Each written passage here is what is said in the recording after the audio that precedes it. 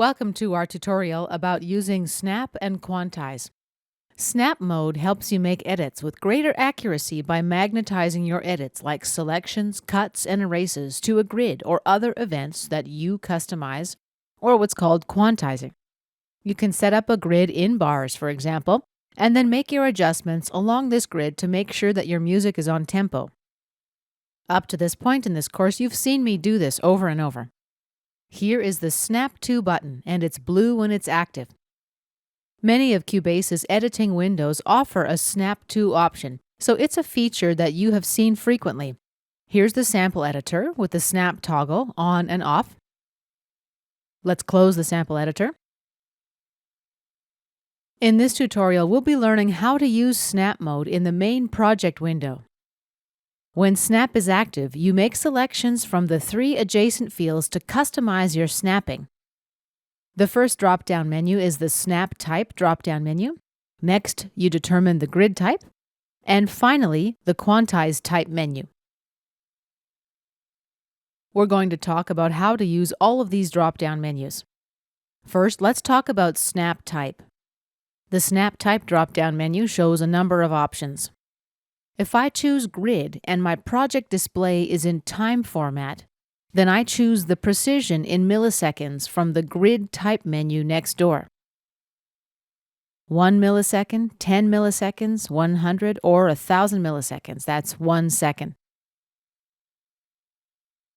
If my display is in bars and beats, then when I activate Snap mode and I use a grid type of snap, I can snap to the bar or to the beats within each bar. If I choose bar from the grid type menu, then I'm only able to snap right to a bar line. If I try to move an event, for example, I'll only be able to move it right to a bar. I won't be able to drop it on any of the beats between the bars. Let's undo both of those moves. Undo again. If I choose Use Quantize, then I'm going to need to work with the Quantize Type menu to the right. Here, I choose from a number of preset quantize values. 1/1 is a bar, 1/2 is half a bar, 1/4 is 1 beat of a 4/4 bar, 1/8, 1/16, 1/32, 1/64, and a variety of triplets and tuplets. I can also choose Setup to open the Quantize Setup dialog window. And this lets me customize my grid quite a bit more. Let me give you a quick rundown of how this window works. In the middle here, we've got the grid display. It shows 1 bar as we've got defined in our project. The blue line shows our current quantize setting. Since I've got 1/1 selected, there's only 1 blue line at the beginning of the bar. With 1/4 selected, now I see a blue line every beat. The grid menu is where we determine the basic note value for the quantize grid. Here we choose a straight rhythm, a triplet, or a dotted rhythm. The swing slider is available if you've got a straight rhythm selected, and that's how you offset the 2nd and 4th beats of your grid. That's how, of course, you create a swing or a shuffle feel. As you drag the slider, you'll see the results in the display below. Tuplets are how you create a more rhythmically complex grid by dividing the grid into smaller steps. Magnetic area lets you further determine just how precise the quantizing will be.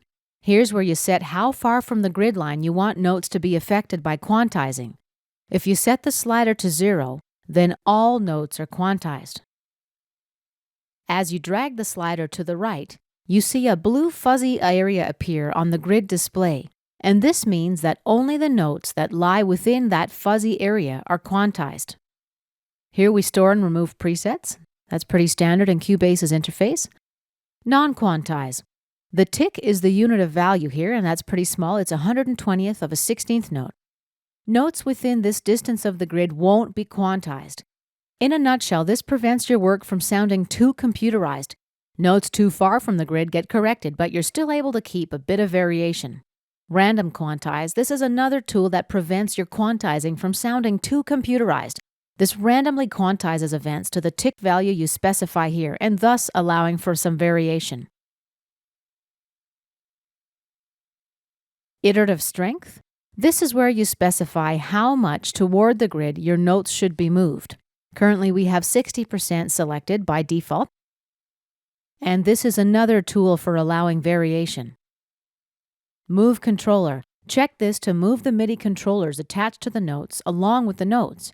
MIDI controllers are how you specify parameters like volume, pitch bend, and more when you're working with MIDI. Check Auto to apply all the changes automatically from now on. Click Apply when you're done. And keep in mind that Auto Quantize is easy to undo. There's no permanent change to the position of your recorded notes. Let's close that window. The Transport panel has a button where you can toggle on the Auto Quantize feature as well. And if you toggle that on, all of your recordings will be automatically quantized according to the settings you made in the Quantize dialog window. And this concludes our first lesson on using Snap Quantize. We're going to take a look at the other snap types in our next lesson.